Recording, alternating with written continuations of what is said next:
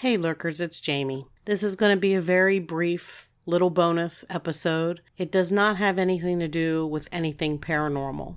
Instead, I just wanted to be able to take a moment to recognize the 20th anniversary of the attacks on September 11th.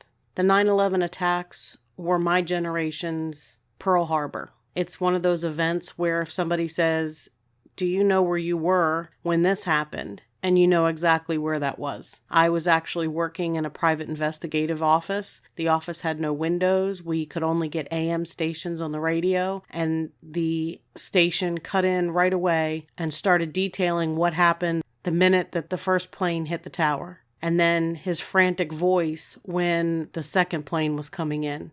I had a lot of things that I was going to say and share, but I think I'm just going to leave it simple. And I think I'm just going to read a poem that I always thought was a very poignant poem.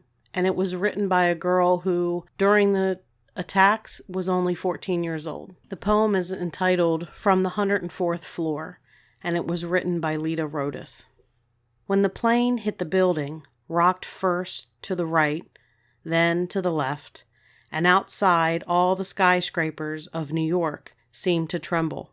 The alarms screamed louder than we did, and I knew it was time to get away. It's funny what you notice. A pen rolling across the floor, my screensaver flicker and go off. A picture of you and me at Coney Island. So much to leave behind, and yet so little. Running down the hall, I remembered my mother taking me to the top of the Empire State Building when I was just a little girl, telling me that a plane had crashed there a long time ago. So I thought that maybe that's what happened. Just an accident. And accidents happen every day.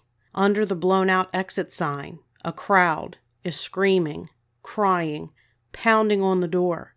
I know there's no way out. You have to believe that I tried. I'm not the one to give up. Back at my desk, I rescue the rolling pen, stare at the blank screen, and hold my picture of you. I look out at the blue morning. I expect to see God there, but what I really see is another plane, and I know what it means, but I don't know why. I always thought that life was full of choices.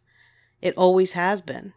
What to wear, where to eat, who to love, and you know who I choose. Now my choices have been taken away from me.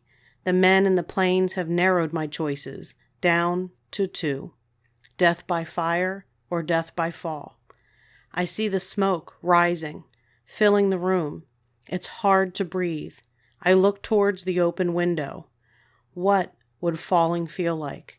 I remember the roller coaster at Coney Island, the wind tugging at my hair, how good it felt to scream, the feeling in my stomach, and how all the way down I was with you. Until next time, keep lurking.